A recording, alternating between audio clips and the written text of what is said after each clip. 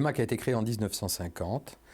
C'est une entreprise qui conçoit des formules de caoutchouc et d'élastomère et qui produit des mélanges de caoutchouc. Essentiellement pour le monde, à plus de 60% pour l'automobile, pour le BTP, l'aéronautique et tout type d'industrie, de façon générale. Elle est localisée à Mauléon, au cœur du Pays Basque intérieur.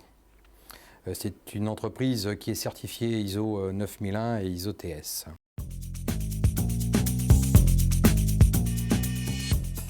Donc, ce qui m'a amené à la RSE, c'est d'abord ma participation en tant que membre à l'ISO 26000 il y a déjà près de 10 ans, je crois, de mémoire.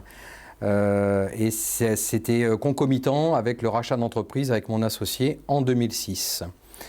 Pour nous, c'était important. On a repositionné l'entreprise sur ce que je viens de vous décrire comme étant son métier. Et donc, on a axé l'entreprise sur la responsabilité sociétale, sur le lean et la santé et la qualité de vie au travail. Alors, il est vrai qu'effectivement, ça a permis de définir une politique QSE et RSE, mais notre style de management était différent de l'ancienne génération, si je puis dire, ou la génération précédente.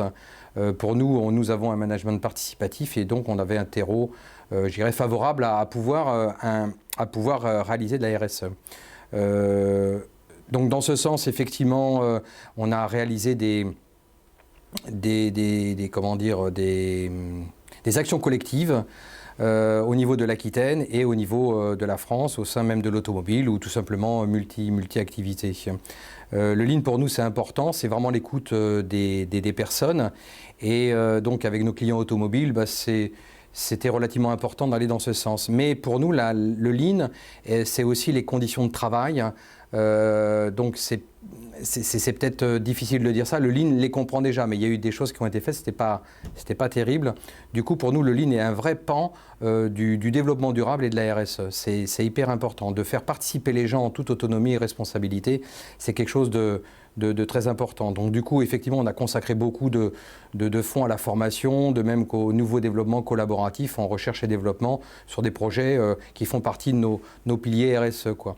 Et la SQVT, finalement, est venue après l'ISO 26000, avec des gens que je connaissais sur cette plateforme, et pour aller plus loin, et on s'est dit aussi comment la prévention des RPS peut-elle améliorer la SQVT.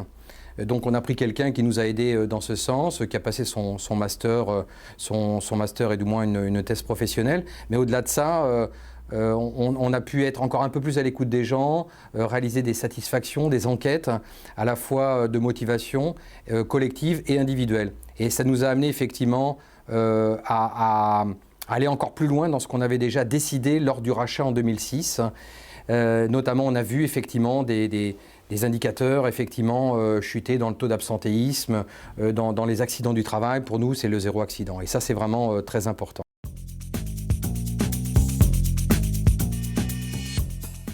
Il est important d'avoir l'amour de son prochain, c'est essentiel, de faire confiance aux gens, dans les parties prenantes, en particulier effectivement nos salariés, et puis pour devenir à terme effectivement des équipes autonomes responsabilisantes.